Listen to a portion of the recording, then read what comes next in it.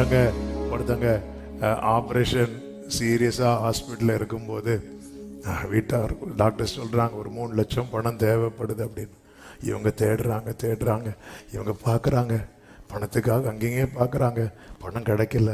அதுக்குள்ளே திடீர்னு ஒரு நியூஸ் வருது, இல்லை இனி நோ யூஸ், எல்லா ஹோப்பும் போயிட்டாங்க, அவங்க இப்படி இறந்துட்டாங்க அப்படிங்கிற ஒரு செய்தி வந்து அடுத்த நாள் ஒருத்தர் கொண்டு வந்து இவர் கையில் இன்னாங்க நீங்கள் கேட்ட 3 லட்சம் அப்படி கொடுக்கறதுனால ஏதாவது யூஸ் இருக்கா? இல்லையே.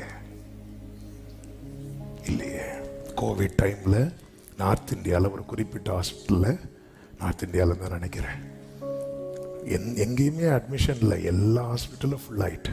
ஒரு மகன் தகப்பன் சீரியஸாக ஆக்சிஜன் லெவல் கம்மியாயிட்டே இருக்கு, ஹாஸ்பிட்டலில் சேர்க்கறதுக்கு இடம் இல்லை, கையில் பணத்தோடு நிற்கிறார், இடம் இல்லை. அந்த ஆம்புலன்ஸில் வச்சு அவர் மறித்துட்டார். அந்த பணத்தை அங்கே தூக்கி எறிஞ்சான்.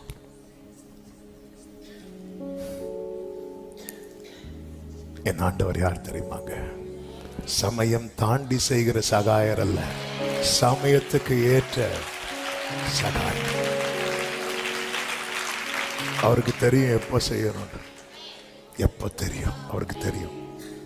என் ஆண்டவர் என் வாழ்க்கையில புல் முளைக்கல, நீங்க அங்க ஒண்ணுமே செய்யலையா, இங்க எல்லாம் ரெடியா இருக்குப்பா, அங்க சில பிரச்சனை இருக்கு, நான் என் பட்டயத்தால அந்த வேலையை முடிச்சுட்டு ஆயத்தம் பண்ணின மழைய நல்ல கரங்களை சாட்டி